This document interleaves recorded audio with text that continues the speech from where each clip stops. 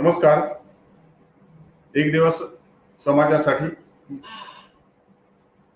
या संस्थेने आयोजित केलेल्या व सदर संस्थेचे विश्वस्त अध्यक्ष श्री अजयराव मुंडे, श्री विजयराव ढाकणे व इतर सर्व विश्वस्त सदस्य यांनी आज हा जो संवादाचा कार्यक्रम आयोजित केलेला आहे, वेबिनारचा कार्यक्रम आयोजित केलेला आहे, त्याबद्दल मी त्यांना धन्यवाद देतो. मी त्यांचा आभारी आहे. मित्रांनो, आज त्यांनी या माध्यमातून स्पर्धा परीक्षेची तयारी व त्यासाठीचा बॅकअप प्लॅन किंवा importance of B plan in life याचं आयोजन केलेलं आहे. खरं पाहता आयुष्यामध्ये आपण नेहमीच बी प्लॅन इन लाईफ चा वापर करत असतो. अगदी छोटीशी गोष्ट घ्या, आपणास मुंबई जायचं असेल तर आपण रेल्वेची तयारी करतो, ट्रेनची तयारी करतो. जर काही कारणामुळे रेल्वे उपलब्ध होऊ शकली नाही तर आपण मग शिवशाही बसनं किंवा मग खाजगी कारनं अशा वेगवेगळ्या पद्धतीनं मुंबईला जाण्याची तयारी करतो. यालाच आपण बहुपर्यायी व्यवस्था किंवा पर्यायी व्यवस्था म्हणू शकतो. उदाहरणार्थ एटीएम, हे जे एटीएम असतं हे सुद्धा एक प्रकारचं पर्यायी व्यवस्थाच असते. अगदी आपल्या पूर्वजांनाही अशा प्रकारची पर्यायी व्यवस्था माहिती होती, पर्यायी नियोजन त्यांना माहिती होतं. जुन्या काळामध्ये बहुतेक व्यक्तींच्याकडे हातामध्ये सोन्याची अंगठी किंवा गळ्यामध्ये सोन्याची चेन असे, ती यासाठीच की कुठे आपला खिसा मारला गेला, कुठे आपले पैसे संपले तर आपल्याकडे अशी पर्यायी व्यवस्था असावी. थोडक्यात आपल्या आयुष्यामध्ये नेहमीच अशा प्रकारच्या पर्यायी व्यवस्थेला किंवा बी प्लॅनला महत्व असतं. आज आपण स्पर्धा परीक्षा आणि त्यामध्ये importance of B plan in life याचा आपण संवाद करूया किंवा चर्चा करूया. नेहमी आयुष्यामध्ये आपल्याला रोडमॅप ठरवावा लागतो, आपलं ध्येय ठरवावं लागतं आणि त्यासाठी आपल्याला एक रोल मॉडेल ठरवावं लागतं. आपण आयुष्यात रोल मॉडेल ठरवून तिथपर्यंत पोहोचण्यासाठी आपला रोडमॅप तयार करायचा असतो. नेहमी आपल्याला ध्येय ठरवावं लागतं आणि त्या ध्येयाच्या प्रती जाण्यासाठी त्याची साधन सामुग्री तयार करावी लागते. त्याच्यात आपण थोडक्यात चर्चा करूया. खरं पाहता इतर ठिकाणी जी चर्चा करायची असते ती इतकी गांभीर्यपूर्ण नसते. उदाहरणार्थ वकील आणि शिक्षक या नात्याने मला बहुतेक वेळा विधी महाविद्यालयांच्या मध्ये बोलवलं जातं आणि तेव्हा विधी महाविद्यालयातील किंवा विधी शिक्षणाच्या विविध वाटा, विविध मार्ग यावर नेहमी चर्चासत्र असतात. एकदा वकील झाल्यावर तुम्हाला वेगवेगळ्या पद्धतीनं त्याच्या ज्ञानाचा कसा उपयोग करून घेता येईल, वकील झाला तर ठीक, वकिली यशस्वीपणे केली तर ठीक, न केली तर काय करता येईल, असे विविध 20-25 प्रकारचे मार्ग कसे उपलब्ध असतात याची आम्ही नेहमी चर्चा करतो. ते सुद्धा importance of B plan in the life of advocate असं आम्ही म्हणतो. इथे मात्र आज आपल्याला वेगळी चर्चा करायची आहे. इथे आपण जी चर्चा करणार आहोत ती चर्चा आहे वेगळ्या प्रकारची. ती चर्चा अशी आहे की जर युनियन पब्लिक सर्व्हिस कमिशनच्या परीक्षेचा संदर्भ आपण घेतला तर आपल्याला माहिती आहे की सुमारे 10 ते 11 लाख विद्यार्थी या परीक्षेला बसतात. आणि मग या परीक्षेला जे 10 ते 11 लाख विद्यार्थी बसतात व ते 10 ते 11 लाख विद्यार्थी बसल्यावर किती विद्यार्थी पास होतात, किती विद्यार्थी सिलेक्ट होतात, तर आपणा परीक्षेत बसणाऱ्या सर्वांना माहिती आहे साधारणपणे 1000 ही संख्या असते. IAS होणारे, नंतर इंडियन फॉरेन सर्व्हिसला जॉईन होणारे, इंडियन पोलीस सर्व्हिसला जॉईन होणारे, इंडियन रेव्हेन्यू सर्व्हिसला जॉईन होणारे, या सर्वांची संख्या ही सर्वसाधारणपणे 1000च्या आसपास असते. मग मित्रांनो बघा, मोर्टॅलिटी रेट किती आहे, यामध्ये अपयशी होणाऱ्यांची संख्या किती आहे. अपयशी होणाऱ्यांची संख्या ही 10 लाखांच्या मागे 1000 फक्त जर का सिलेक्ट होणार असतील तर त्याच्यामध्ये अपयशी लोकांची संख्या ही सुमारे 9,99,000 एवढी असते. नुकतंच मी एक पुस्तक वाचलं होतं मित्रांनो, सिनियर IAS ऑफिसर किरण गीते यांचं साहेबांचं 7 स्टेप्स टू सक्सेस हे पुस्तक माझ्या वाचनात आलं. तसंच अंधाळे साहेब जे इंडियन रेव्हेन्यू सर्व्हिसमध्ये इन्कम टॅक्स कमिशनर आहेत, त्यांचंही गरुड झेप नावाचं पुस्तक माझ्या वाचण्यात आलं होतं. यशस्वी कसं व्हावं, या सर्व मंडळीने, या सर्व सिनियर व्यक्तींनी आपल्याला आयुष्यामध्ये यश कसं मिळवावं आणि आपण यशस्वी झाल्या कसं IAS व्हायचं, कसं IPS व्हायचं, हे त्या 2 ग्रंथांच्या मध्ये फार सुंदर सांगितलेलं आहे. मित्रांनो, माझा प्रश्न आहे, आजची चर्चा आहे की नाही, यशस्वी कसं व्हायचं त्या सर्वांनी सांगितलेलं आहे. जर दुर्दैवानं आपण या सगळ्या गोष्टीमध्ये यशस्वी झालो नाही, आपण IAS झालो नाही, आपण IPS झालो नाही, आपण IRS झालो नाही, तर मग काय करायचं? आणि अशांची संख्या किती आहे? अशांची संख्या आहे 10 लाखामागे 1000 जर का पास झाले तर 9,99,000 काय करायचं याचं आज विश्लेषण करावं असं मला अजय रावांनी सांगितलं होतं. मुंडे साहेबांचं असं म्हणणं होतं की सर आपण या लोकांच्यासाठी काहीतरी चर्चासत्र ठेवूया, एक संवाद ठेवूया, आणि म्हणूनच आजचा चर्चासत्राचा भाग आहे. खरं पाहता सगळीकडे करोनाची दहशत आहे, सगळीकडे लॉकडाऊन आहे, सगळीकडे बंद आहे आणि आपण सर्वजण घरात डांबून ठेवले गेलेलो आहोत. अशा परिस्थितीमध्ये या वेळेचा सदुपयोग करावा असं अजय रावांनी मला सुचवलं आणि म्हणून हा खरा संवादाचा भाग. मग आपण या बाबतीत बघूया की अशा प्रकारे जर का इतकं अपयशाचं प्रमाण असेल तर अपयशी होणाऱ्या किंवा दुर्दैवाने त्या बाबतीत यशस्वी न होऊ शकणाऱ्या विद्यार्थ्यांनी काय करायचं? अशीच गोष्ट मला असं वाटतं महाराष्ट्र पब्लिक सर्व्हिस कमिशनची आहे. लाखोच्या घरामध्ये विद्यार्थी बसत असतात, लाखोच्या संख्येनं उमेदवार बसत असतात आणि काही हजारात पास होत असतात. आणि मग जेव्हा लाखोच्या संख्येनं विद्यार्थी बसून हजारांना पास होत असतात, मग जे लाखो अपयशी आहेत त्या लाखो अपयशी विद्यार्थ्यांनी काय करावं यासाठी आपण आज संवाद करूया. आणि या बाबतीत तर वाईटच परिस्थिती असते. कशी वाईट असते? मला सांगण्यात आलंय काही लाख विद्यार्थी पुण्यात UPSC ची आणि MPSC ची तयारी करण्यासाठी आलेले असतात. ते पुण्यात कुठेतरी भाड्यानं खोल्या घेऊन राहत असतात, कुठल्या तरी क्लासला जात असतात. क्लासचे फी लाखो रुपये असतात आणि मग ह्यांचं बॅकग्राऊंड जे असतं ते फार वेगळ्या प्रकारचं असतं. जे शहरातले असतात ते त्यांना मोठं छान बॅकग्राऊंड असतं, मात्र जे ग्रामीण भागातून आलेले असतात त्यांचं बॅकग्राऊंड आपल्याला माहिती आहे खूप वेगळ्या प्रकारचं असतं. त्यांचं बॅकग्राऊंड मला स्वतःला माहिती आहे. मी एक शेतकऱ्याचा मुलगा असल्यामुळे आणि महाराष्ट्रातील एका दुर्गम भागातून मी आलेला असल्यामुळे मला याची पूर्ण माहिती आहे की जी शेतकऱ्यांची मुलं या परीक्षेची तयारी करण्यासाठी मोठ्या शहरात आलेले असतात, मग त्या शेतकऱ्यांच्या मुलांची परिस्थिती वेगळी असते. त्या शेतकऱ्याने, त्या पालकाने आपल्या पोटाला चिमटा काढून याला शहरात पाठवलेलं असतं आणि तो शहरात याची तयारी करतो आहे, अशा परीक्षेची तयारी करतो आहे, स्पर्धा परीक्षेची तयारी करतो आहे. साहजिकच पालकांच्या अपेक्षा वाढलेल्या असतात. पालकांना असं वाटत असतं की आता माझा मुलगा कुठेतरी मोठा अधिकारी होणार आहे, IAS होणार आहे, IPS होणार आहे किंवा इन्कम टॅक्स कमिशनर होणार आहे आणि मग त्याच्या अपेक्षा वाढलेल्या असतात. एवढंच कशाला? तो ज्या गावातून आलेला आहे त्या गावातील लोकांनाही सगळ्यांना समजलेलं असतं की आता हे अशा परीक्षेची तयारी करत आहेत आणि म्हणूनच ते सगळेच त्याला आता इथून पुढे तुम्ही आता मोठे अधिकारी होणार आहात या दृष्टीनं बघत असतात. मग जर का 3-4 वर्ष तुम्ही तयारी करणार आणि मग 3-4 वर्षांतर जर अपयश आलं तर कौटुंबिक दृष्ट्या, सामाजिक दृष्ट्या आणि वैयक्तिक दृष्ट्या या सर्व पातळीवरती आपलं जे अपयश आहे हे अपयश फार मोठं दिसत असतं आणि मग त्याच्यातून अशा व्यक्तीची फ्रस्ट्रेशन येण्याची शक्यता असते. अलीकडे आपण पाहतो काही विद्यार्थी, काही उमेदवार यातूनच अत्यंत निराश होऊन शेवटी आत्महत्या करत असतात आणि मग असे निराशजनक वातावरण जेव्हा निर्माण होतं तेव्हा अशांनी काय करावं हाच आपला खरा चर्चेचा मुद्दा आहे.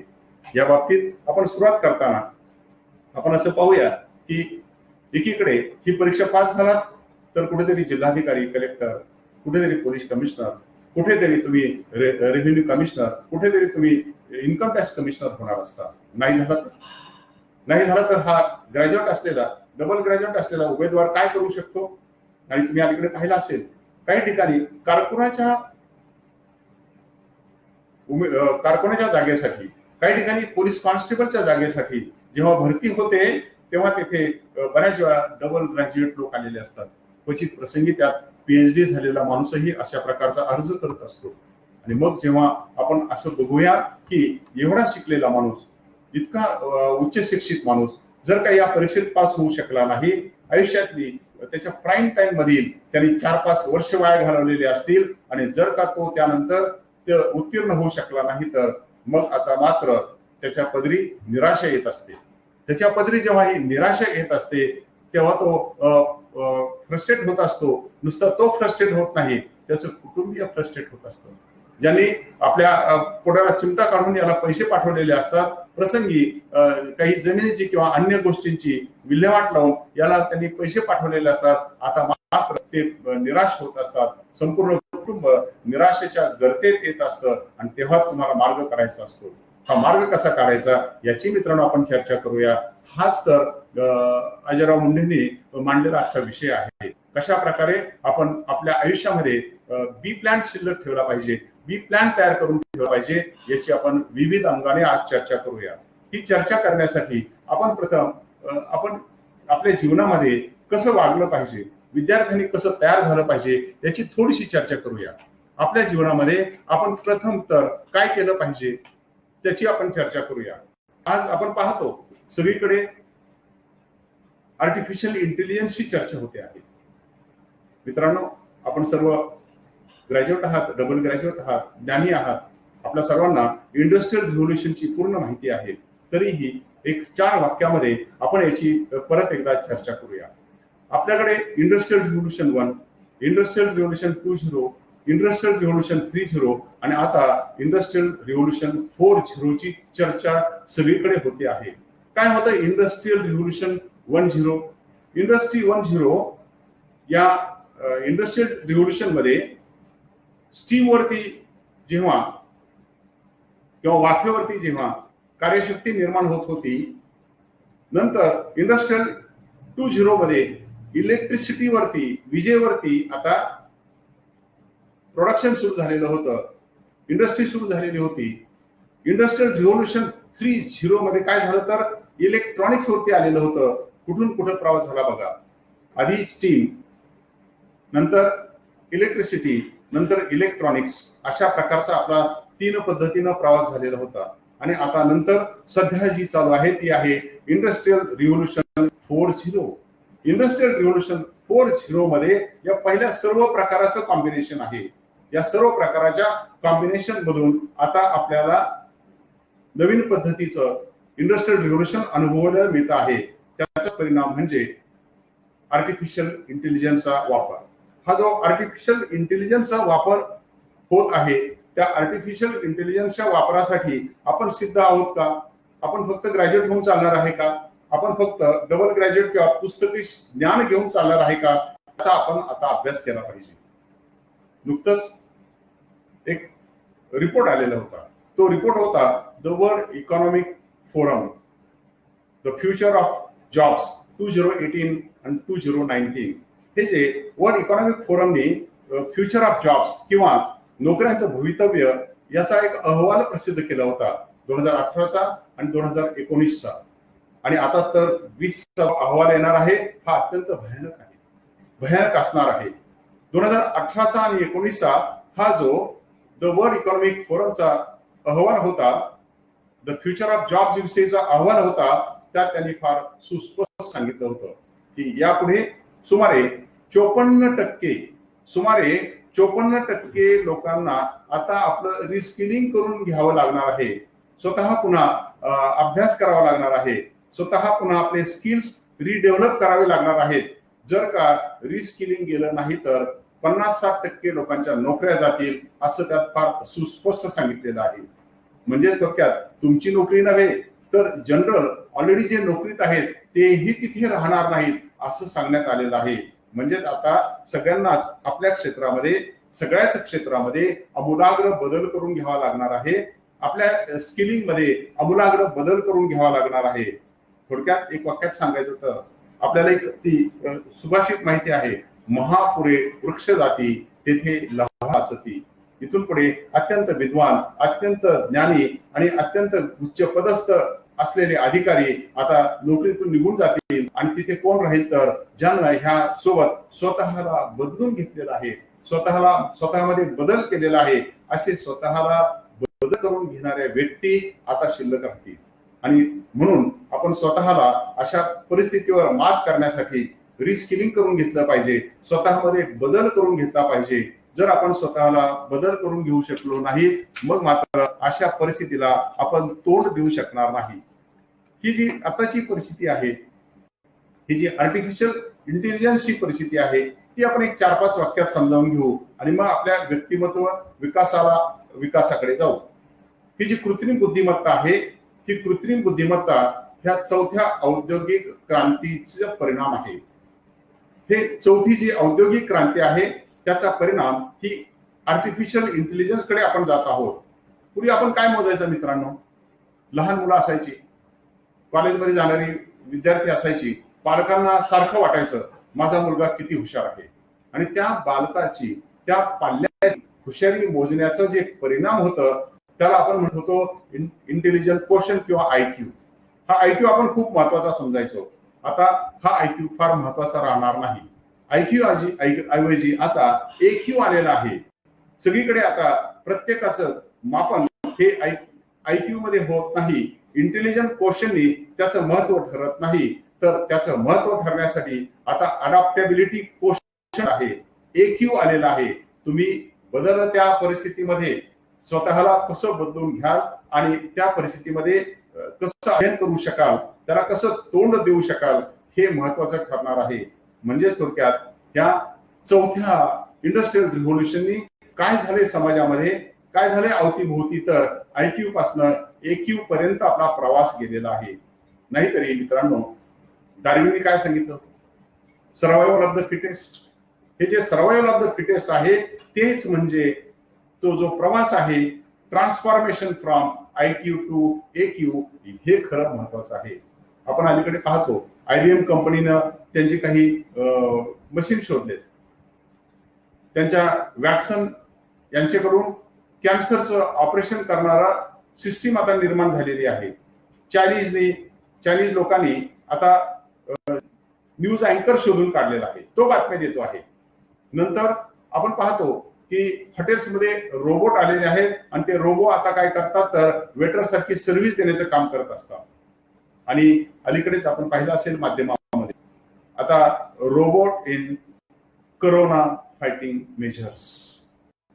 करोनाची जी विरोध करण्यासाठी, करोनाला सक्षमपणे तोंड देण्यासाठी जे आयुष्याची रिस्क निर्माण होते आहे, जीवाची रिस्क निर्माण होते आहे, तिथे आता शास्त्रज्ञांनी रोबोट कामाला लावलेला आहे.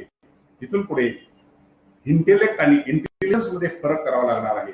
आपण नेहमी इंटेलेक्ट आणि इंटेलिजन्स या दोन्ही टर्म्स, दोन्ही गोष्टी सारख्याच समजतो. मित्रांनो, त्या सारख्या नाहीत. डॉक्टर वर्ड्सवर्थ यांनी फार सुंदर सांगितलंय. ते म्हणतात intelligence is intellect put to use. त्या डॉक्टर वर्ड्सवर्थच्या मते intelligence is intellect put to use. यालाच डॉक्टर केळकरांनी फार सुंदर शब्द वापरलेला आहे.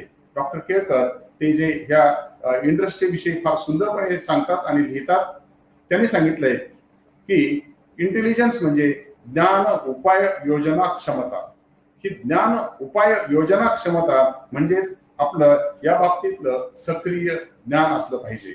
इथून पुढे आपण जेव्हा UPSC, MPSC किंवा कोणत्याही स्पर्धा परीक्षेची तयारी करू त्या अगोदरच आपल्याला अशा प्रकारच्या कृत्रिम बुद्धिमत्ते संबंधानं पूर्ण ज्ञान असलं पाहिजे. त्याशिवाय आपण आजच्या या धडपडीच्या जीवनामध्ये, आजच्या या स्पर्धेच्या जीवनामध्ये आपण टिकू शकणार नाही. त्यासाठी आपण या प्रकारची कृत्रिम बुद्धिमत्तेचा पूर्ण अभ्यास केला पाहिजे आणि त्यासाठी आपण तयारीत असलं पाहिजे. या सर्व पार्श्वभूमीवर मग मी मला असं विचाराल, ते ठीक आहे, आम्ही ही सगळी तयारी करूया, पण कसं जीवनात वागलं पाहिजे, कशा प्रकारे आम्ही बी प्लॅन तयार केला पाहिजे. बी प्लॅन कडे जायच्या आधी, बहुविध पर्याय समोर ठेवण्याच्या आधी मी इतकंच सांगेन की आपण प्रथम पहिला जो मुद्दा आहे तो आहे, आपण प्रथम समर्थ रामदास स्वामींचं स्मरण केलं पाहिजे. आणि समर्थ रामदास स्वामींचं जे स्मरण करायचं आहे. समर्थ रामदासांनी आपल्या दासबोध ग्रंथामध्ये फार सुंदर सांगितलंय जीवनाचा कसा वापर केला पाहिजे, जीवनात कोणत्या गोष्टीचा वापर केला पाहिजे, आपलं जीवन समृद्ध केलं पाहिजे, आपलं जीवन कसं सुंदर केलं पाहिजे ते सांगतात. 3 गोष्टीचा समन्वय म्हणजे सुंदर जीवन. पहिली गोष्ट आयुष्यामध्ये प्रेम असावं, दुसरी गोष्ट ज्ञान असावं आणि तिसरी गोष्ट शक्ती असावी. प्रेम, ज्ञान आणि शक्ती याचा समन्वय म्हणजे विकसित जीवन. जर का तुम्हाला कोणत्याही परीक्षेची तयारी करायची असेल आणि आपलं आयुष्य यशस्वी करायचं असेल तर स्वामींचं हे रामदास स्वामींचं हे आपण तत्व लक्षात ठेवलं पाहिजे. मित्रांनो, प्रेम म्हणजे काय? प्रेम म्हणजे हृदयाचा विकास. ज्ञान म्हणजे काय? बुद्धीचा विकास. आणि शक्ती म्हणजे काय? तर शरीराचा विकास. अशा रीतीनं हृदयाचा विकास, बुद्धीचा विकास आणि शरीराचा विकास म्हणजे आपलं प्रगल्भ व्यक्तिमत्व. आपण कोणत्याही परीक्षेची तयारी करण्यापूर्वी आपण या 3 गोष्टीकडे लक्ष देऊन आपली बुद्धी, ज्ञान आणि शक्ती या 3ही गोष्टीचा विकास केला पाहिजे. दुसरा मुद्दा, आपल्याला जर का कुठेही यशस्वी व्हायचं असेल, याच काय परीक्षाच काय जीवनात कुठेही यशस्वी व्हायचं असेल तर आपण अहंकाराला दूर ठेवलं पाहिजे, आळसाला दूर ठेवलं पाहिजे. अहंकार आणि आळस हे आपल्या ज्ञानग्रहणातील मुख्य अडथळे असतात. जर का आपल्याला ज्ञानग्रहण करायचं असेल, जर का आपल्याला उत्तम पद्धतीनं अभ्यास करून यश प्राप्त करायचं असेल तर गोष्टी आपण दूर ठेवल्या पाहिजे. अहंकार आणि आळस हे आपल्या ज्ञानग्रहणातील मुख्य अडचण किंवा अडथळे आहेत. नंतर आपण तिसरा मुद्दा, आयुष्याचं ध्येय ठरवलं पाहिजे. जोपर्यंत आपण आयुष्याचं ध्येय ठरवणार नाही, आपला रोडमॅप ठरवणार नाही, जोपर्यंत आपलं उद्दिष्ट ठरवणार नाही, तोपर्यंत आपण त्याप्रती पोहोचण्याचा मार्ग कसा पाहणार. आणि म्हणून आयुष्यामध्ये 2 गोष्टी फार महत्वाच्या असतात, मीन्स अँड एंड्स. आपल्या आयुष्याचं एंड किंवा ध्येय आपण ठरवलं पाहिजे आणि त्या ध्येयाप्रती जाण्यासाठीचा जो मार्ग आहे त्या मार्गाची आपण जुळवणी केली पाहिजे. ते कशी करायची तेही आपण बघणार आहोत. या सर्वासाठी मित्रांनो आवश्यकता असते आयुष्यात आपल्याला उत्तम गुरु असला पाहिजे. आपण आपल्या गुरुवरती विश्वास ठेवला पाहिजे, श्रद्धा असली पाहिजे. संत कबीर फार सुंदर सांगतात. त्यांनी एक दोहा फार सुंदर सांगितलेला आहे. ते म्हणतात, गुरु गोविंद दो खडे काके लागू पाय. गुरु गोविंद दो खडे काके लागू पाय, बरी अपने गोविंद दियो बताय. ते म्हणतात, चांगल्या शिक्षकाच्या एका तासाला जे मिळतं ते जन्मभर फिरूनही मिळणार नाही, जगभर फिरूनही मिळणार नाही. जसं संत कबीर म्हणतात त्याप्रमाणे जर का आपल्याला छान गुरु मिळाले, उत्तम गुरु मिळाले तर मग आपण कोणाला भगवान समजायचं, कोणाच्या पाया पडायचं हे ते सहज आपल्याला सांगतील. आणि म्हणून चांगल्या गुरुची आपल्याला खूप गरज असते. अर्थात कोणताही शिक्षक हा तासाभराचा शिक्षक नसतो, तो आयुष्यभराचा शिक्षक असतो. एवढंच कशाला, आयुष्यभराचा विद्यार्थीही असतो. शिक्षक हा जसा आयुष्यभराचा विद्यार्थी असतो तसं आपण या बाबतीत स्वतः आयुष्यभराचा विद्यार्थी राहिलं पाहिजे.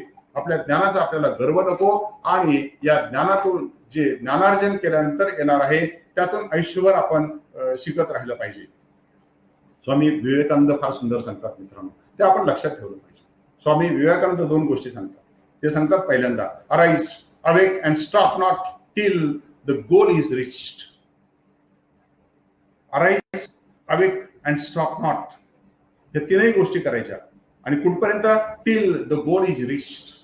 जोपर्यंत आपली ध्येय सिद्धी होत नाही तोपर्यंत आपण चालत राहिलं पाहिजे, तोपर्यंत आपण प्रगती करत राहिलं पाहिजे. इथे का बरं मुद्दा तुमच्या बाबतीत महत्वाचा ठरतो? हा मुद्दा तुम्हा सर्वांच्या बाबतीत महत्वाचा यासाठीच ठरतो की arise, awake and stop not. अभ्यास करा, तयारी करा, अपयशानं खचून जाऊ नका. अशा रीतीने अपयशाने जर का खचून जायचं नसेल तर आपण काय केलं पाहिजे? आपण सातत्याने त्यासाठी प्रयत्न केले पाहिजे. मला सांगण्यात आलेलं आहे की ह्या ज्या युपीएससी आणि एमपीएससीच्या परीक्षा असतात या बाबतीत खूप कमी मंडळी ही पहिल्यांदाच यशस्वी होतात. कारण जेव्हा अशा प्रकारची परीक्षा असते तर 2-3 टप्पे असतात. एक तर तुमचं प्रिपरेशन असतं, त्यासाठी काही मंडळी 1-2 वर्ष प्रिपरेटरी गोष्टीमध्ये घालवत असतात. आणि जेव्हा ते 1-2 वर्ष प्रिपरेटरी किंवा अभ्यासाच्या तयारीमध्ये घालवत असतात आणि मग पहिला अटेम्प्ट, मग अपयश आलं तर दुसरा अटेम्प्ट, अपयश आलं तर तिसरा अटेम्प्ट, तिसऱ्या चौथ्या अटेम्प्टला यशस्वी होणारी अनेक मंडळी असतात असं मला सांगण्यात आलेलं आहे. मी म्हणेन काय हरकत नाही, आपण ग्रामीण भागातून आलेलो आहोत, आपण सर्वसाधारण शेतकऱ्याच्या कुटुंबातून आलेले बहुसंख्य उमेदवार आहोत. मग अशा केसमध्ये हरकत नाही, आपल्याला जर थांबावं लागलं, 2-3 वेळा प्रयत्न करावा लागला तरी आपण चिकटी सोडता कामा नये. एकदा तो मार्ग पत्करला, एकदा तो स्वीकारला की आता शेवट गाठायचा आहे असं ठरवूनच आपण तयारी केली पाहिजे. मित्रांनो, अपयश येत असतात, खास खळगे येत असतात, घाबरून जायचं नाही, त्यांना भिवून जायचं नाही. आपण आता ठामपणे आपल्या ध्येयाप्रती चाललं पाहिजे. पुढे ते सांगतात मॅन मेकिंग, कॅरेक्टर फॉर्मिंग आणि नेशन बिल्डिंग हे शिक्षणाचं प्रयोजन असलं पाहिजे. कशासाठी शिकायचं, आपण काय शिकतो, आणि ते सांगतात स्वामी विवेकानंद सुंदर सांगतात मॅन मेकिंग, कॅरेक्टर फॉर्मिंग आणि nation building are the 3 parts of our education. कशासाठी शिक्षण पाहिजे, आपण का शिकतो, कशाला आपण ग्रॅज्युएट झालो, का आपण डबल ग्रॅज्युएट झालो. मित्रांनो, यासाठीच झालं. मॅन मेकिंग, मला छान मनुष्य बनायचंय, आणि कॅरेक्टर फॉर्मिंग, माझं कॅरेक्टर हे खूप सुंदर असलं पाहिजे, आणि नेशन बिल्डिंग, या सर्वांचा उपयोग मला राष्ट्राच्या उभारणीसाठी करायचा आहे. हे आपलं जर का सूत्र असेल तर आपल्याला आयुष्यात नक्की यश मिळू शकतं. पुढचा मुद्दा येतो, 5वा मुद्दा आपला असा आहे, एकदा जर का आपलं ध्येय ठरलं, जर का आपण आपलं ध्येय ठरवलं की मग त्यानंतर आपण त्याप्रती पोहोचण्यासाठीचा मार्ग निश्चित केला पाहिजे. आधी ध्येय ठरवायचं आणि ध्येयाप्रती पोहोचण्याचा मार्ग आपण निश्चित करायचा. त्यासाठीची सर्व साधन सामुग्री म्हणजे तयारी केली पाहिजे. तुम्ही एकदा ठरवलं की आता मी युपीएससीची तयारी करणार आहे, एमपीएससीची तयारी करणार आहे, किंवा अन्य कोणत्याही स्पर्धा परीक्षेची तयारी करणार आहे. जर का तुम्ही एकदा ठरवलं की आता मी स्पर्धा परीक्षेची तयारी करणार आहे, मला तिथे अमुक एका पोस्टसाठी परीक्षेला बसायचं आहे, आणि मग आता तुम्ही तुमची तयारी सुरू केली पाहिजे. मग ती तयारी कशी करणार, ती तयारी करण्यासाठी तुम्ही एकतर वेगवेगळ्या प्रकारचं मार्गदर्शन घेतलं पाहिजे, त्यासाठी योग्य गुरु शोधला पाहिजे, त्यासाठीची योग्य पुस्तकांची जंत्री केली पाहिजे, यादी केली पाहिजे, आणि मग त्यावरून तुम्ही तुमच्या नोट्स काढून अभ्यासाच्या तयारीला लागलं पाहिजे. त्यासाठी अनेक लोकांची प्रवचन असतात, अनेकांची व्याख्यानं असतात, ही सर्व व्याख्यानं तुम्ही ऐकली पाहिजेत. ही सगळी व्याख्यानं, लेक्चर्स ऐकून मग तुम्ही ठरवलं पाहिजे. एवढंच कशाला, नेहमी खरा गुरु कोण असतो तुम्हाला सांगतो, जो पास झालेला, आयएस झालेला आहे त्याचं कमी ऐका. मी सांगेल, जो त्या परीक्षेमध्ये अपयशी ठरला ना त्याचं नेहमी ऐका. स्पर्धा परीक्षेमध्ये खूपदा महत्वाचं असतं, तुम्हाला सांगतो, स्पर्धा परीक्षेमध्ये खूपदा महत्वाचं यासाठीच असतं की अपयशी होण्यामध्ये का अपयशी झालं हे त्याला बरोबर समजलेलं असतं. आणि या परीक्षेमध्ये जे 2-3 टप्पे असतात, कोणते 2-3 टप्पे असतात, पहिला टप्पा, दुसरा टप्पा आणि तिसरा टप्पा. हा जो पहिला टप्पा, दुसरा टप्पा आणि तिसरा टप्पा असतो ना, त्या प्रत्येक टप्प्याला वेगवेगळं महत्व असतं. मित्रांनो, आधीच आपण ग्रामीण भागातून आलेला असतो, आपल्यामध्ये एक इन्फिरिटी कॉम्प्लेक्स असतो, एक न्यूनगंड असतो मनामध्ये. तो न्यूनगंड आपल्याला निघून गेला पाहिजे, आणि हा न्यूनगंड निघून जाण्यासाठी आपण आपलं व्यक्तिमत्व सुधारण्याचा प्रयत्न केला पाहिजे. असं व्यक्तिमत्व सुधारण्यासाठी आपण 3 गोष्टी केल्या पाहिजेत. उदाहरणार्थ, आमचे पण न्यायाधीशांचे वर्ग चालत असतात, न्यायाधीश होण्यासाठीच्या परीक्षा असतात, तेव्हाही मी प्रकर्षाने सांगत असतो की आपण या वेगवेगळ्या परीक्षेमध्ये पास होण्यासाठी या ज्या 3 वेगळ्या परीक्षा देत असतो, त्या 3 वेगळ्या परीक्षेमध्ये आपल्या व्यक्तिमत्वातले 3 वेगळे गुण शोधले जातात, हेरले जातात. या 3 परीक्षा मुद्दामच ठेवलेल्या असतात, त्यामध्ये आपल्या व्यक्तिमत्वातील 3 वेगळे गुण पाहिलेले असतात. पहिली जी परीक्षा असते ना, एमसी किंवा ऑब्जेक्टिव्ह एक्झामिनेशन, त्यामध्ये काय शोधलं जातं, त्या एमसीक्यू एक्झामिनेशन मध्ये, ऑब्जेक्टिव्ह परीक्षेमध्ये काय शोधलं जातं, तर शार्पनेस ऑफ युअर इंटेलिजन्स. तुम्हाला ते जे पर्याय दिलेले असतात, बहुपर्यायी परीक्षा असते, त्या परीक्षेमध्ये तुमचा शार्पनेस ऑफ इंटेलिजन्स पाहिला जातो. दुसऱ्या परीक्षेत काय पाहिलं जातं, डेप्थ ऑफ युअर नॉलेज, तुमच्या ज्ञानाची परीक्षा पाहिली जाते. आणि व्हायवामध्ये किंवा तोंडी परीक्षेमध्ये मुलाखती दरम्यान काय पाहिलं जातं, आणि अशा प्रकारच्या मुलाखती दरम्यान हा माणूस ज्ञानी आहे, हा माणूस विद्वान आहे, हा माणूस खरोखरच याला अभ्यासातलं सगळं आलेलं आहे, पण याचं व्यक्तिमत्व असं आहे का की तो एवढ्या मोठ्या जिल्हाधिकाऱ्याच्या खुर्चीवरती बसेल, पोलीस कमिशनरच्या खुर्चीवरती बसेल, इन्कम टॅक्स कमिशनरच्या खुर्चीवरती बसेल, त्या खुर्चीवरती बसण्यास ही व्यक्ती पात्र आहे का, हे तिसऱ्या परीक्षेमध्ये त्या प्रत्यक्ष मुलाखती दरम्यान तुमची चाचणी घेतली जाते. आणि म्हणून तुमच्या व्यक्तिमत्वाचे 3 वेगवेगळे पैलू इथे उलगडतात. आणि म्हणून तुम्ही तयारी करताना नुसती पुस्तकाची तयारी करू नका, स्वतःचा व्यक्तिमत्व विकास कसा होईल याची पण प्रगती करा. यासाठी नेहमी मी सांगत असतो की एक कुठलाही एक वर्तमानपत्र आपण वाचत गेलं पाहिजे. एक मराठी आणि एक इंग्लिश वर्तमानपत्र आपण वाचलं पाहिजे. या दृष्टीनं माहिती असण्यासाठी आपल्याला इंग्लिशमध्ये अनेक वर्तमानपत्र आहेत, कुठलंही वाचा. आणि विशेष करून मी स्वतः जेव्हा पाहतो, जेव्हा द हिंदू किंवा Indian express, times of India अशा प्रकारचे स्टँडर्ड नेहमी वाचावेत. मी स्वतः इंडियन एक्सप्रेस रोज वाचतो. आणि त्या इंडियन एक्सप्रेसमध्ये काय सापडतं, या वयामध्ये सुद्धा 70ला आलेला माणूस सुद्धा इंडियन एक्सप्रेस का वाचतो, तर त्यातली मधली जो 2 पानं असतात ना, ती जरूर वाचा. ती मधली असलेली 2 पानं आपल्याला काय दर्शवतात, ती मधली 2 पानं नेहमी दर्शवतात राष्ट्रीय स्तरावरचे जे इव्हेंट्स असतात, त्या इव्हेंट्स पैकी, घटनांच्या पैकी ज्या महत्वाच्या घटना असतात, ज्या ताज्या घटना असतात, त्याचा सुंदर उहापोह तिथे झालेला असतो. ज्याला आपण एडिटोरियल म्हणतो, ज्याला आपण संपादकीय असं म्हणतो, त्या संपादकीयमध्ये आपल्याला हे सर्व वाचायला मिळतं. आलेले सगळे विषय आपल्याला वाचायला मिळतात. जर का तुम्ही 1 वर्षाचे सगळे विषय वाचलेत तर त्याच्यापेक्षा आणखी वेगळं काय वाचायची गरज भासत नाही. तसंच तिथे वेगळ्या लेखकाचे स्तंभ असतात. त्या स्तंभांच्या द्वारे, त्यांच्या लेखनाच्या द्वारे आपल्याला त्याच्यावरचं विशेष ज्ञान मिळत असतं. हेच परीक्षेत असतं. या परीक्षेमध्ये तुम्हाला एसे लिहायला लावलेला असतो, निबंध लिहायला लावलेला असतो. निबंधाचं मटेरियल येणार. निबंध नेहमी 2-3 प्रकार असतात. काही विषय असतात ना, ते क्लासिकल असतात, ऑर्थोडॉक्स असतात, परीक्षा सुरू झाल्यापासून असतात. उदाहरणार्थ uniform civil code in India असावा का नसावा. मग अशा प्रकारचे विषय नेहमीचेच असतात. आपण त्याची वेगळी तयारी करायची. काही करंट टॉपिक असतात, जसं की जम्मू अँड काश्मीरवरचा, मग ते आर्टिकल आलं ते बरोबर झालं का, किंवा आता मला ह्या परीक्षेसाठी कॉन्सिक्वेन्सेस आर इफेक्ट्स ऑफ कोविड-19, त्याच्यानंतर काय परिस्थिती निर्माण होणार, सामाजिक, इकॉनॉमिक किंवा पॉलिटिकल. मग अशा प्रकारचे हे करंट टॉपिक आपल्याला त्या माध्यमातून मिळत असतात. एवढंच कशाला, जेव्हा तुम्ही ते अशा प्रकारचा इंग्लिश पेपर वाचा किंवा अशा प्रकारचं एक कोणतेही माध्यम वाचायला घ्या, तुमचं जे शब्द कौशल्य आहे, शब्द वापरण्याचं जे कौशल्य आहे ते वृद्धिंगत होत असतं, ते वाढत असतं. तुमचं शब्द भांडार वाढत असतं, इंग्लिश शब्दाचं भांडार वाढत असतं. नेहमी जो ग्रामीण भागातून आलेला आहे त्यांनी सोपं तत्व ठेवावं. अशा प्रकारचे अग्रलेख लिहून झाले तर आपलं स्वतःचं एक नोटबुक ठेवावं. आणि येणारे जे महत्वाचे शब्द आहेत, आपण वाचलेले शब्द आहेत, त्याच्यात नेहमी आपण लिहून ठेवावे, त्याचे अर्थ लिहून ठेवावेत. 1 वर्षभरामध्ये मित्रांनो तुमच्या एवढा मोठा शब्द भांडार वाढलेला असेल की ते तुमच्या आयुष्यामध्ये पुरेसं ठरेल, या परीक्षेनं पुरेसं ठरेल. म्हणून तुम्ही अशा प्रकारची परीक्षा तयार करावी आणि स्वतःचे नेहमी मॅनर्स, एटिकेट्स वाढवावे.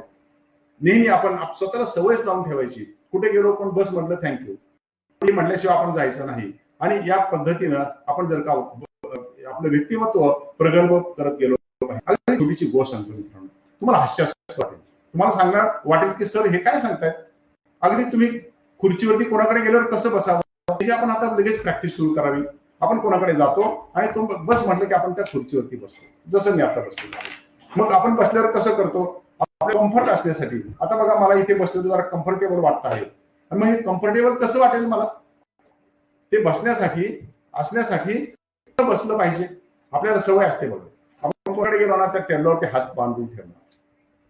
कधीही कोणाकडे गेल्यानंतर त्याच्या टेबलावरती आपण ऐसपैस बसण्याचं कारण नाही. आपण दुसऱ्याच्या खुर्चीवर बसलेलो आहोत, आपली खुर्ची नव्हे.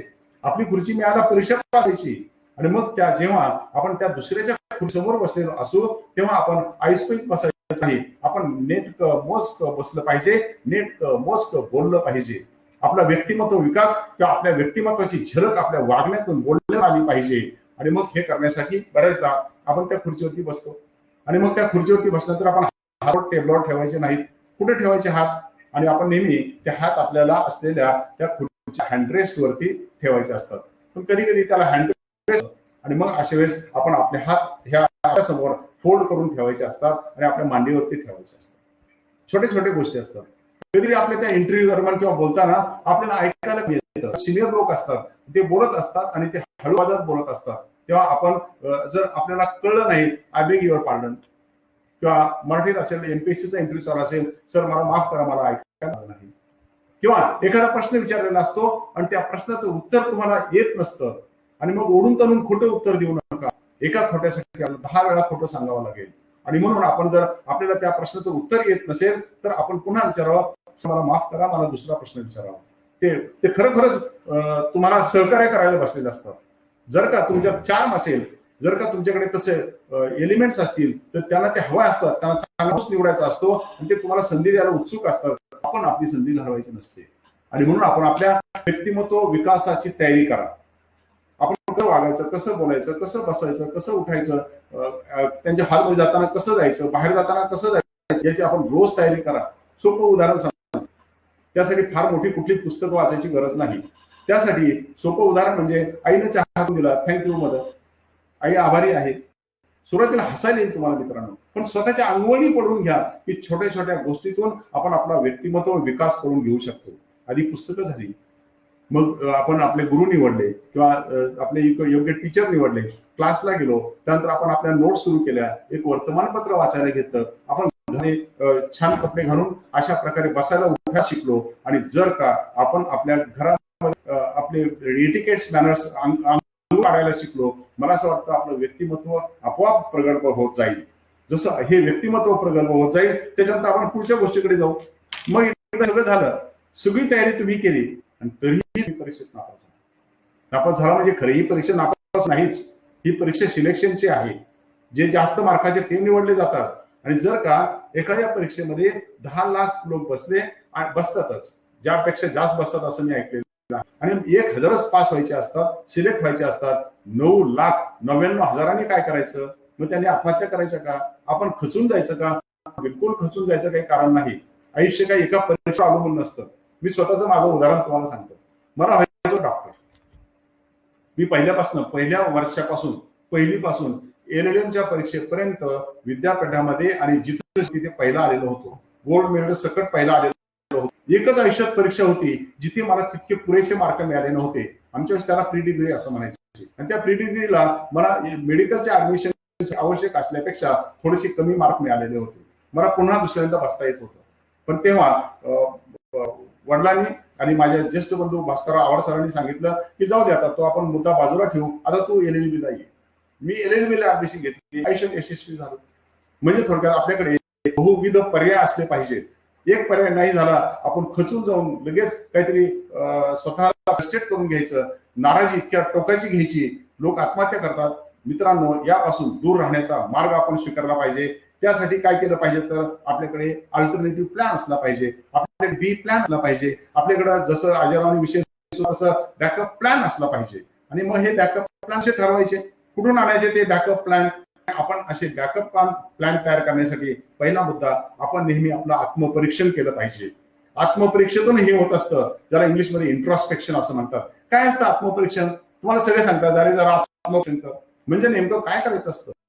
आत्मपरीक्षण म्हणजे काय करायचं असतं? स्वतःच्या आत्म्याला डोकवायचं म्हणजे काय करायचं असतं? तर मित्रांनो, स्वतःची असेसमेंट करायची असते. आपण स्वतःची परीक्षा घ्यायची असते. मी जर फेल झालो असेल, मी नापास झालो असेल, मी सिलेक्ट झालो नसेल तर मी का झालो नाही, कुठे कमी पडलो, याचं आपण अध्ययन केलं पाहिजे. नुसतं अध्ययन चालणार नाही, मग आता त्याची उपाययोजना केली पाहिजे. ज्या ठिकाणी, ज्या कारणास्तव मला अपयश आलेलं आहे, त्या ठिकाणी मी आता यशस्वी कसा होऊ शकेल, मी काय उपाययोजना केली पाहिजे, याचं अध्ययन करणे इंट्रोस्पेक्शन म्हणजे आत्मपरीक्षण. अशा आत्मपरीक्षणाची आपल्याला नेहमी गरज असते. आणि आत्मपरीक्षणाची जेव्हा तुम्ही उपाययोजना कराल, मला असं वाटतं यश आपल्यापासून दूर नसतं. आणि एवढं करून जर आलं नाही तर, एवढं करूनही जर आपल्याला यश नाही मिळालं तर मित्रांनो, आपला बी प्लॅन तयार पाहिजे. नका का कलेक्टर होईना, नका जिल्हाधिकारी व्हायना, आयुष्यात यशस्वी झालं पाहिजे.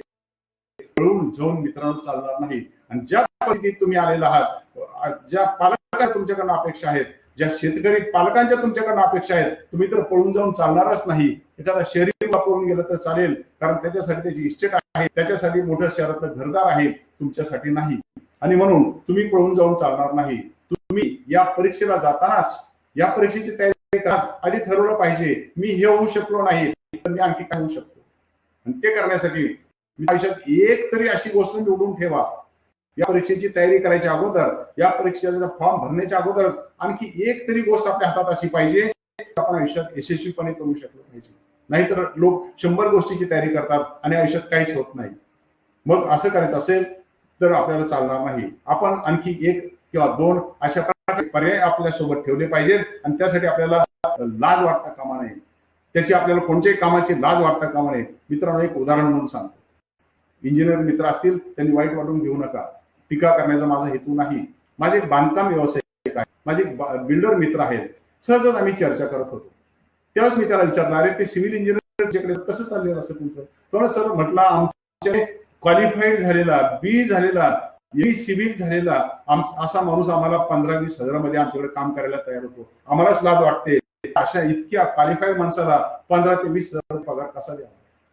आणि मग मात्र साधा न शिकलेला किंवा कुठेतरी सर्टिफिकेट घेतलेला प्लंबर असतो, तो आम्हाला आमच्याकडून 40-50 हजार रुपये मागतो आणि आम्हाला त्याला 40-50 हजार द्यावे लागतात. म्हणजे बघा, न शिकलेला किंवा एखादा कुठेतरी सर्टिफिकेट कोर्स केलेला एखादा प्लंबर 40-50 हजार रुपये मिळवतो आणि एखाद्या इंजिनियरला मात्र 15 ते 20 हजार रुपये मिळतात. काय गरज आहे? नुसत्या त्या कागदाच्या डिग्र्या नव्हे तर तुम्ही काय शिकलेला आहात, तुमच्याकडे काय स्किल्स आहेत त्याची सध्याच्या युगामध्ये गरज आहे. एक छोटं उदाहरण देतो मित्रांनो. त्याशिवाय आपल्याला हे समजणार नाही. काय याची गरज असते ते समजणार नाही. आमच्याकडे कोर्टामध्ये, आमच्या कोर्टाच्या, मी शिवाजीनगर कोर्टात जातो. पुण्याच्या शिवाजीनगर कोर्टाच्या बाजूला तोफखाना भाग म्हणतात, तिथे अनेक टायपिस्ट बसलेले असतात. तुम्हाला आश्चर्य वाटेल, काही टायपिस्ट रोज 2 ते 5 हजार रुपये घेऊन घरी जातात. किती पडले? जर का त्यांनी 2,000 रुपये तर प्रत्येकच नाही, प्रत्येक टायपिस्टला कमीत कमी 2,000 रुपये रोज मिळतात. 2,000 म्हणजे झाले 60,000. आणि जर का त्याला 5,000 झाले 1.5 लाख, म्हणजे प्रत्येक टायपिस्टला कमीत कमी 60-70 हजार ते 1.5 लाख रुपये साधा टायपिस्ट. म्हणजे थोडक्यात लक्षात घ्या, आपल्याला कामाची लाज नसेल आणि आपण जर का एखाद्या कामामध्ये एक्सलन्स मिळवलेला असेल, मग मला असं वाटतं मित्रांनो की यश आपल्यापासून काही दूर नाही. म्हणून आपण अशा प्रकारचं काहीतरी एक काम शिकलो पाहिजे ज्यामध्ये आपण स्वतःला एक्सलन्स किंवा आपण त्याच्यामध्ये वर्चस्व सिद्ध केलं पाहिजे. आपण त्याच्यात आपला एक्सलन्स सिद्ध केला पाहिजे. आधी सोपासा विषय घेऊ. लोक तुमच्याकडे येऊन बसतात. माझेच एक माझाच भाचा आहे, तुम्हाला सांगतो, उदाहरण म्हणून देतो. तो भाचा आहे, तो कल्याणराव बडे पाटील म्हणून औरंगाबादला प्रॅक्टिस करतात. प्रतितेश वकील आहेत हायकोर्टामध्ये. त्यांचा मुलगा अक्षय, त्याने मला एकदा भेटला आणि त्याने सांगितलं की मामा मला म्हटला की मला ह्या आयुष्य परीक्षेची तयारी करण्यासाठी दिल्लीत जायचं आहे, अरविंद दादाकडे जायचं आहे. तो गेला दिल्लीमध्ये. आता मला वाटतं तो दिल्लीत होता किंवा आहे आणि तिथे आता युपीएससीची तयारी करतो. मी त्याला एक कानमंत्र दिलं, बघ बाळा म्हटलं, तिकडे जाशील तर जरूर जा, त्या परीक्षेची तयारी जरूर कर. नक्कीच आयुष्यात आयएएस हुशार आहे तो. नक्कीच म्हणलं तो युपीएससीची परीक्षा क्रॅक करतील, त्याला ते क्रॅक करणं असं म्हणतात. म्हणलं ही परीक्षा तू क्रॅक करशील, पास होशील, परंतु हे पास होताना एक लक्षात या मार्गाकडे जाण्यासाठी आणखी एक आपला मार्ग शिल्लक ठेव. आयुष्यात तुला जर का हे अपयश यायचं नसेल, आणखी एक मार्ग शिल्लक ठेव. मित्रांनो, त्यांनी एलएलबी ला ऍडमिशन घेतलं. एलएलबीचं पहिलं वर्ष पासही झाला. एलएलबी पासही होईल, वकील होऊन त्याच्याकडे एक डिग्री असेल. यथाचित आयुष्यात जर का तो ही युपीएससीची परीक्षा क्रॅक करू शकला नाही, उत्तीर्ण होऊ शकला नाही, मित्रांनो, कमीत कमी तो एक आमच्याकडे वकील होईल आणि वकील होऊन आमच्यासारखा एक वकील होईल, त्याच्या वडिलासारखा वकील होईल. आणि मग जर का तो वकील झाला, यशस्वी वकील, आणि मग तो कुठं त्या कमिशनरपेक्षा कमी आहे. जर का तो वकील झाला तर युपीएससीची परीक्षा पास होण्यापेक्षाही नशिबात जास्त काही असेल. आणि जर का तो ती परीक्षा पास जर काय होईल. एक छोटं उदाहरण तुम्हाला सांगतो. आमच्याकडे अशी खूप उदाहरणं आहेत. आमचे एक विद्यार्थी मित्र होते. आता इथे नामोल्लेख मुद्दाम करत नाही, कारण तो त्यांच्या दृष्टीने बरोबर नाही. एक विद्यार्थी मित्र होते, ते युपीएससीची परीक्षा युपीएससीला बसलेले होते. दुर्दैवाने ते युपीएससी परीक्षेत पास होऊ शकले नाहीत किंवा त्यांना हवी ती पोस्ट मिळाली नाही. ती पोस्ट मिळाली नाही तर ते माझ्याकडे लॉला येत होते. ते माझे नातेवाईक पण आहेत. ते लॉची परीक्षेला बसत होते. बोलता बोलता ते एलएलबी पण झाले. ते तिकडची परीक्षा देत असताना मलाही आता 60 झाल्यानंतर याच्यातून निवृत्त व्हायचं होतं. माझ्या शिक्षकी पेशातनं निवृत्त व्हायचं होतं, क्लासमधनं निवृत्त व्हायचं होतं. मी त्यांना माझ्यासोबत क्लासमध्ये शिकवायचं होतं. मग माझ्यासोबतच ते रोज माझं शिकवणं पाहत असत, शिकतही असत. एलएलबी झाले. एक दिवस त्यांनी शिकवता सुरुवात केली. मग मी जसं निवृत्त व्हायला लागलो, एक विषय त्यांना शिकवायला दिला. आज ते सुंदरपणे लॉचे क्लास शिकवतात आणि सांगायला फार आनंद वाटतो. त्यांच्या या तरुण वयामध्ये त्यांच्या हाताखालून आता 200 मेसेज त्यांच्या हाताखालून जजेस झालेले आहेत. बघा, तुमच्याकडे पर्याय शिल्लक असला पाहिजे, बहुध पर्याय असले पाहिजे. नुकतेच आमचे मित्र जज झाले, विद्यार्थी मित्र जज झाले, तेही लॉची तयारी करत होते, तेही लॉची करत होते, वकील झालेले होते. वकील झाल्यावर परीक्षेला बसले आणि न्यायाधीश झाले. आयुष्यात तुमच्याकडे बहुविध पर्याय असला पाहिजे. तुम्ही युपीएससीची तयारी जरूर करा, जरूर पास व्हा. आयुष्यात जिल्हाधिकारी व्हा, पोलीस कमिशनर व्हा, रेव्हेन्यू कमिशनर व्हा, इन्कम टॅक्स कमिशनर व्हा. परंतु न झाला तर या 9,99,000 आपली गणना व्हायची वेळ आली तर बिलकुल असं दुसरा पर्याय शोधून ठेवा की त्यात तुम्हाला नक्की यश आलं पाहिजे. असं म्हणतात, not the failure but low aim is the crime. परीक्षेत अपयश येणं हे काही तुमचा दोष नाही. मात्र जर का तुम्ही उद्देशच जर हाय ठेवला नसेल, उच्च ध्येय ठेवलं नसेल, मग मात्र ते तुमची चूक आहे असं मी समजेल. आता बघा, नवीन युग सुरू झालेलं आहे. गरज शोधा, त्यात प्रावीण्य मिळवा आणि मग तुम्हाला मात्र त्याच्यात अपयश येणार नाही. अगदी आजचं उदाहरण तुम्हाला सांगतो, तुम्हाला मी आता सांगून ठेवतो. तुम्ही मला असं म्हणाल की सर हे सारखं बी प्लॅन तुम्ही सांगताय किंवा पर्यायी सांगताय. उदाहरणार्थ बघा, कोरोना व्हायरस. या कोरोना व्हायरसनं, ह्या कोविड-19 सगळं जग बघा झालेलं आहे, सगळं जग गोंधळून गेलेलं आहे. काय करावं हे कोणाला समजत नाही. याच्यातच संधी आहे मित्रांनो, याच्यातच संधी आहे की बघा की आतापर्यंत जगातल्या सुमारे 200 देशामध्ये चायनीज प्रोडक्ट जात होते. कुठे गेले की आपल्याकडे सुद्धा बघा, अगदी दिवाळीच्या सुमारास सुद्धा आपल्याकडे जे फटाके यायचे ते सुद्धा चायनीज फटाके असायचे. घरातल्या आपल्या ज्या अगदी कांदा कापायची वस्तू असते ना, ती पण चायनीज मेड असायची. आता बघा इथं संधी आलेली आहे. चायनावरचा विश्वास जगाचा उडालेला आहे. आजच आता न्यूज जर तुम्ही पाहत असाल तर चायनीज लोकांच्या विषयी आणि या देशाविषयी लोकांच्या मनामध्ये संभ्रम निर्माण झालेला आहे. त्यांचे प्रोडक्ट्स आता इथून पुढे बंद पडतील. त्या देशात असलेल्या कंपन्या आता बाहेर जायला सुरुवात झालेली आहे. कालच मी वाचत होतो, उत्तर प्रदेशच्या मुख्यमंत्र्यांनी अशा बाहेर पडणाऱ्या सर्व कंपन्यांना आता उत्तर प्रदेशात येण्याचा त्यांना निमंत्रण दिलं आहे. हे मला ह्या राजकारणाच्या बोलायच्या नव्हत्या, यातनं सांगायचं ते वेगळंच आहे. जर का अशा प्रकारच्या गोष्टी बंद झाल्या, चायनीज प्रोडक्ट बंद झाले आणि जर का आता अशी संधी आपल्याला लागली तर मित्रांनो, याच्यातून आता काय करू शकता तुम्ही? याच्यातूनच तुम्ही आता वेगवेगळे प्रोडक्ट निर्माण करू शकता आणि ते करू शकता. अगदी साधी गोष्ट सांगतो, विमानं आता सुरू होणार आहे, पण विमान कंपन्यामध्ये आता विमानात बसण्याचे आसन बनवणार आहेत. मॉलमध्ये जेव्हा तुम्ही आता लोक ग्राहक जाणार आहेत, त्या ग्राहकाची बसायची, उभं राहण्याची, खरेदी करण्याची आता सगळ्या ज्या रचना आहेत ह्या बदलत आहेत. एखाद्या साध्या दुकानामध्ये आपण जाऊ तेव्हा दुकानासमोर सगळी गर्दी असणार नाही, एक क्यू असणार आहे आणि तिथे लोकांना रांगेत उभं राहावं लागणार आहे. या सगळ्या व्यवस्था बदलणार आहेत. याचा याच्यामध्येच तुमचं उत्तर असेल कदाचित. आणि मग एक कुठली तरी गोष्ट नीट हेरून ठेवा आणि ती हेरून ठेवून त्याची आपण तयारी करा. आपल्याकडे कार्यकुशलता असली पाहिजे. नुसतं पुस्तकी शिक्षण घेऊन इथून पुढे तुम्ही यशस्वी होणार नाही. एवढंच कशाला, पहिलं तत्व होतं वर्क ऍट द प्लेस. ज्या ठिकाणी नोकरी त्या ठिकाणी कार्य. नंतर काय आलं, वर्क फ्रॉम होम. आणि आता आलंय कोविड-19 नंतर वर्क फ्रॉम एनी प्लेस.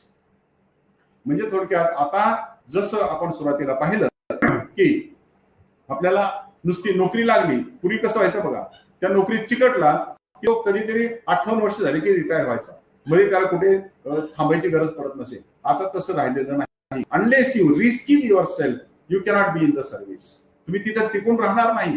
नोकरी लागला तरी तुम्ही दरवेळेस स्वतःचा स्टॉक घेतला पाहिजे, स्वतःचं अध्ययन केलं पाहिजे, इंट्रोस्पेक्शन केलं पाहिजे. या आत्मपरीक्षणातून स्वतःला सुधारून घेतलं पाहिजे, तरच तुम्ही या स्पर्धेत टिकणार आहात. तसंच आता वर्क फ्रॉम द होम, आता इथं आलो, आधी work at the place, work from the home, ते पण गेलं वर्क फ्रॉम एनी प्लेस. अगदी तुम्ही तो एखादा इंजिनियर असला, एखादा IT इंजिनियर असला, एखादा वकील असला, त्याने आता काम करायची गरज नाही. आज माननीय सर्वोच्च न्यायालयाने एक फतवा काढलेला आहे, एक आदेश जारी केलेला आहे आणि आता वकिलांना घरी बसूनही कोर्टातले खटले दाखल करता येणार आहेत. त्यासाठी आम्हाला कोर्टात जाण्याची जरुरी नाही. मग घरी बसून म्हणजे काय, माझ्या कार्यालयात बसून. आधी मला कोर्टात जाऊन खटला दाखल करावा लागत असे, त्यानंतर मला कार्यालयातून करता येत असे, परंतु असं गृहीत धरा, एखादा वकील विमानानं दिल्लीला चाललेला आहे आणि त्यांनी बसल्या बसल्या विमानतळावरती त्याला 2 तास वेळ होता, त्याने तिथे ड्रॉप केला असेल आणि तो त्याने परस्पर कोर्टात पाठवला असेल. म्हणजे इथून पुढे काम करण्याच्या पद्धती बदलणार आहेत. ह्या पद्धती आपण बदलून घेणार आहोत का? जोपर्यंत आपली कार्यकुशलता ह्या बदलत्या परिस्थिती सांगत घेणार नाही तोपर्यंत आपल्याला यश येणार नाही. एक सोपी गोष्ट सांगतो. यापूर्वी आपण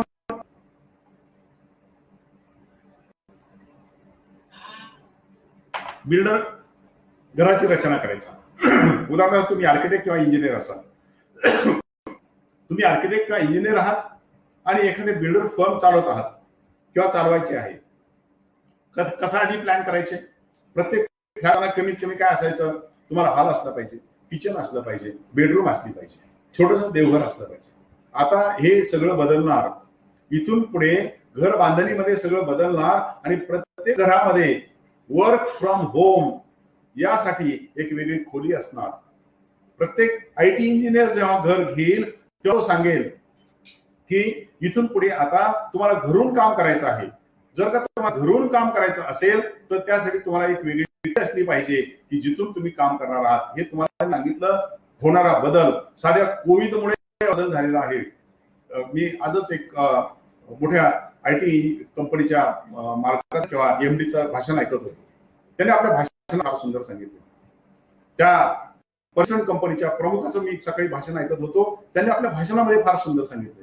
त्यांनी सांगितलं की इट इज नॉट, आता कामाच्या ठिकाणी, आमच्या कामाच्या ठिकाणी गरज नाही, घरून काम करायची गरज नाही. जिथे कुठे असेल तिथून त्याने काम करावं.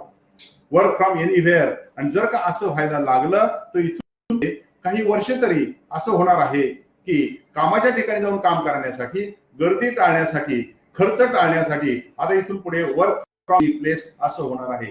तुम्ही त्यासाठी तयार आहात का? जर का तुम्हाला या स्पर्धेत टिकायचं असेल, आयुष्यामध्ये ह्या गोष्टी करायच्या असतील तर मग आपण उपाययोजना केली पाहिजे आणि हे आपल्याकडे असलं पाहिजे. अगदी सोपीशी गोष्ट आहे. Health care. आपल्या आयुष्याची किंवा आपल्या तब्येतीची कशी काळजी घ्यावी बघा. 2 महिने आपण 2 महिने सुमारे आता घरात आहोत. आपण किती वेळा दवाखान्यात गेलो नाही गेलो तरी पण बहुविध लोकांचं चाललेलं आहे. इथून पुढे असंच होणार आहे की तुम्ही घरूनच तुमचा शुगर पाहायची त्या यंत्रावरती, तुम्हीच तुमचा रक्तदाब तपासायचा, तुमच्या डॉक्टरला तुमचा मेल करायचा किंवा मेसेज पाठवायचा आणि माझी शुगर आता एवढी आहे, माझा BP एवढा आहे किंवा बाकीचे रिडिंग आहेत त्याच्यावर डॉक्टर तिथे बसून तुम्हाला औषध देतात. म्हणजे त्या दृष्टीनं तुम्ही स्वतः बदलून घेतलं पाहिजे. साधी गोष्ट बघा कसा बदल होणार आहे. तुम्ही हा बदल करून घेतला नाही तर तुम्ही आउटडेटेड प्रवाहाच्या बाहेर फेकले जाल. आणि जर का या टिकायचं असेल तर काय केलं पाहिजे? शिक्षणाची व्यवस्था बघा. ऑनलाईन एज्युकेशन आता सध्या सगळीकडे बंद आहे, परंतु मला इतर क्षेत्रातलं माहिती नाही, पण मला राज्य क्षेत्राचं माहिती आहे. सुप्रीम कोर्टाच्या वकिलापासून तालुक्याच्या वकिलापर्यंत वेगवेगळ्या ठिकाणी वकिलाची चर्चा सत्र चालू आहेत. आम्ही त्यात भाग घेत आहोत आणि त्या चर्चासत्रांच्या मध्ये ज्याला वेबिनार असं म्हणतात, त्या वेबिनारच्या द्वारे, हा ई संवादाच्या द्वारे आता वकिलांची चर्चासत्र चालू आहेत. तुम्ही यासाठी तयार असलं पाहिजे. आणि या बाबतीत आपण या संकटामध्ये संधी शोधली पाहिजे. या संकटामध्ये आपण काय संधी शोधायची? या संकटामध्ये आपण अशी संधी शोधली पाहिजे की ज्या गरजा निर्माण झालेल्या आहेत त्या गरजा भागवणारी एखादी गोष्ट मी करू शकतो का? हे जर आपण करू शकलो तर मला असं वाटतं की आपण नक्कीच यशस्वी होऊ शकतो. काही लोकांना सवय असते आयुष्यात 100 गोष्टी सुरू करायच्या आणि परफेक्शन कशातच नसतं. You must have something, some discipline at the best. आणि some discipline at the best असण्यासाठी तुम्ही त्या बाबतीतला पूर्ण अध्ययन केलं पाहिजे, पूर्ण अभ्यास केला पाहिजे आणि त्यातलं एक्सलन्स मिळवलं पाहिजे. नुकतंच हार्वर्ड विद्यापीठानं बघा एक कोर्स सुरू केलेले आहेत आणि त्यांनी सगळे ऑनलाईन शिक्षण सुरू केलेलं आहे. आता इथून पुढे त्या हार्वर्ड विद्यापीठात जायची गरज नाही. ऑनलाईन पद्धतीनं तुम्ही शिक्षण घेऊ शकाल. ऑनलाईन पद्धतीनं तुम्ही त्यांचे सर्टिफिकेट्स किंवा त्यांच्या डिग्री कोर्स पूर्ण करू शकाल. अशा पद्धतीची रचना इथून पुढे निर्माण होणार आहे आणि त्यात यशस्वी व्हायचं असतं. मित्रांनो, खरं पाहता यात बोलण्यासारखं फार आहे. अगदी हा विषय कधीही न संपणार आहे. अर्थात मला जो विषय सांगितला होता तेवढ्या पुरतच बोलायचं असेल तर मी आता ज्या सांगितलेल्या आहेत एवढ्या स्टेप जर का तुम्ही पाहिल्या, जर कुठलंही शिक्षण तुम्हाला पूर्ण करायचं असेल तर पर्यायी शिक्षण तुम्ही बरोबर ठेवा. कुठलंच नसलं तर आमच्या LLBचं शिक्षण घ्या. बघा, आयुष्यामध्ये उत्कृष्ट होऊ शकाल, नाही कलेक्टर झाला आमच्यासारखे होऊ शकाल आणि आयुष्यात यशस्वी होऊ शकाल. एवढं म्हणून मी माझा हे आपला जो आजचा संवाद आहे होतो. आणि या संवादासोबतच आमचे जे मित्र आहेत अजयराव आणि विजयराव, त्यांचा मी पुन्हा एकदा आभार व्यक्त करतो. विजयराव मुंडेंच्यामुळे आणि विजयराव ढाकणेंच्यामुळे मला ही संधी मिळाली आणि म्हणून मी त्या सर्वांचे आभार व्यक्त करतो. आमचे दुसरे मित्र सूरज मुंडे साहेब यांच्याही माध्यमातून इथपर्यंत मला येण्याची संधी मिळाली. त्यांच्या ह्या आग्रहामुळेच मी हा संवाद करू शकलो. मला त्यातून इतकंच सांगायचं होतं, मित्रांनो, आपल्यापैकी बरेच जण आता गावाला असणार आहात, खेडोपाड्यात असणार आहात. अजिबात निराश होऊ नका. वातावरण निराशाजनक आहे. महिनाभर तरी याच्यात जाण्याची शक्यता आहे. अजिबात निराश होऊ नका. आपलं व्यक्तिमत्व विकास करा, आपलं ध्येय ठरवा आणि ध्येयापती जाण्यासाठी आपले मार्ग निश्चित करा. यश आपलंच आहे. धन्यवाद.